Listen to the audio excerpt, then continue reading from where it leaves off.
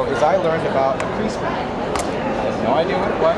I heard about it, but I just thought that just meant just use your cutting pads. No, a crease pad it's kind of like a cutting pad, but it's its own thing. So basically what it is this. It's not a silicone mat. It's actually called a crease pad, and they sell it the regular size for the cutting. They also do an extended one. And what this is for any die that actually has crease rule in it. So now we're going to talk about steel rule dies. So I'm going to show you something, and your dies at home should not do this. I'm just showing you, just so people can see. A steel rule die is a handmade die, okay? So this is not like an etch die. This is actually a metal blade that has been bent and assembled by hand. So they take the design, they bend the metal, which has an actual blade on the end. They take a piece of wood, they laser cut it, and they hammer this in, okay? So now your blades are facing up. Then they put on a piece of foam. The foam is simply to protect your fingers from the blades. It really doesn't do anything from a cutting feature. So sometimes if you have a lot of dies, if you're like me and you end up doing a lot of picking out of detailed dies, and this looks like a pin cushion or you've ripped out half of the foam, it doesn't mean that this won't cut anymore. It will still cut just fine. It just doesn't look good. Yeah, that's it. It's just because sometimes you pick it out. So that's how a die is made. And because that is, a lot of these dies cannot be as intricate, cannot be as detailed as, say, kind of your perforations. But what a steel rule die will allow you to do is actually create different levels of depth with the blade, hence creating a crease rule, which means on a die like this, I've got a blade that will actually cut out, but then I have steel rule in there as well that's actually going to score or create a crease. However, because I released a couple dies at Winter, you know, the in the bag that we did, the little pocket envelope, and I have tons of emails going, I'm using it and it's cutting the whole thing apart. It's not really a bag, I fold it up and it's pieces. And so I was like, ooh, I don't know why that is. But if you go and just use your cutting pad on the top, it is going to sometimes, if it's thinner paper, have so much pressure that it will actually cut that apart. It's not going to give you any crease at all. So here's what the crease rule is going to do. Let me just grab a bigger piece of paper. I don't think Tammy has a piece of paper, so let me just grab it. Let's see what I have. There we go. I'll just do some white cardstock so you can see. So I'm just going to go in, take this, I'm going to carefully measure my paper, carefully cut it, so I can die cut it. It's going to go right here, okay? So what I'm going to do is I'm going to make our 3D star just with our cardstock. We still need to do the sandwich, but one of them is going to be a cutting pad, the other one is going to be our crease pad. That's going to go on the top. So that's our sandwich. So in other words, this will now replace the second one of these. Okay? And we'll put this in, engage it into the background.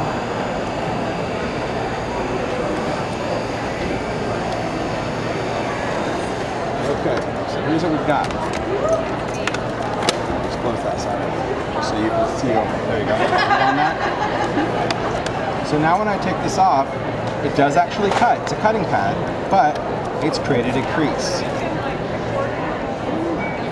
Really nice. I know. It was like an aha moment. I'm like, how long have you had this? Like, forever. He said, I don't think a lot of people know about that, because I didn't. You know, I was trying with a cutting pad, and I'm like, it's cutting through my paper. I should probably put another piece in, or yeah, I was trying to relieve the pressure somehow. But then I tried it with the silicone mat, and that did not end well at all. So this is really great. So here's what this die does. This one's cool. This is a 3D star. So this has two stars, small and large, but because I've got that crease in there, it's just going to allow me to go in and fold. So I'm just going to start out with just the tabs. And this is a cardstock, so even you can do this with even lighter weight paper. You can actually even do this with the mirror, the plastic. Yeah. So I'm going to take this and fold this across. When you're doing the star, just look at every fold and go all the way across. Don't try to treat each piece. If you just fold and spin and fold and spin, it's much easier, because I can just go the same exact way. Don't worry about peaks and valleys on this. Just do all your folds. Once you've done all your folds, then you can go in and you can tuck in your shorter ones, and you just kind of gather it around like that. Tuck that one in, fold under all your tabs, and then you've created your dimensional star. So our dimensional star is really cool because these little tabs will allow you to glue it flat onto a card and still keep that dimension, or it gives you a surface that you can attach to back without putting a big layer of frosting around the outside with hot glue. So I think that's really cool. It's a neat looking die. It's dimensional. looks fun. So any of your crease ones, like even the new one, the new pocket envelope, really fun because this is a mover and shaper. So this is going to allow me to cut out windows in this little envelope. So if I wanted to go in and maybe you're going to do something like for Halloween party, even for a wedding, you wanted to cut out a silhouette window, you can do this out of this.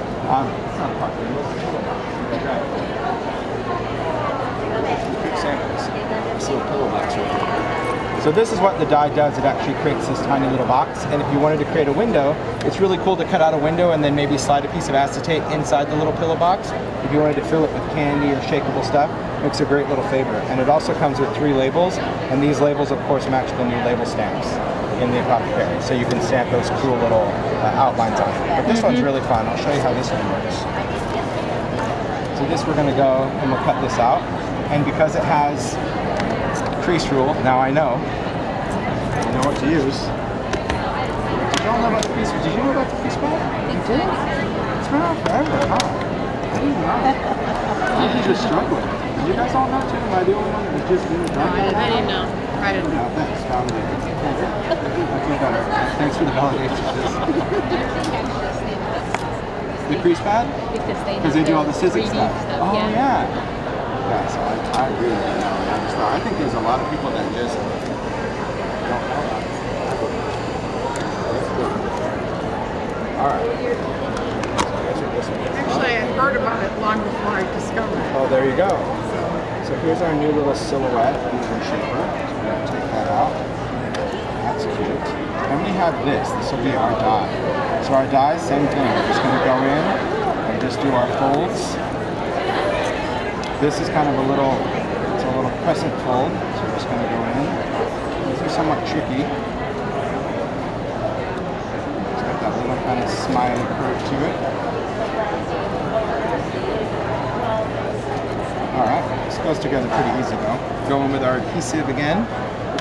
I would craft with something other than hot glue for this, I'll be honest, but hey, in a demo, anything goes. So I'd use tape or something. They're like, man, he really likes hot glue. I would just use whatever. Just kind of line that up. You get the idea of it. So basically on your box, here's how the whole thing works. This one with the little notch, that's what's going to go in first. And that's going to snap right on top. Same thing here. That's just going to go in first, and that snaps on top. It's cute. It's neat. It's a great little favor. Yeah, and I like that because, again, if you're going to open the box, you needed the notch so you can get your finger in there to open the other one.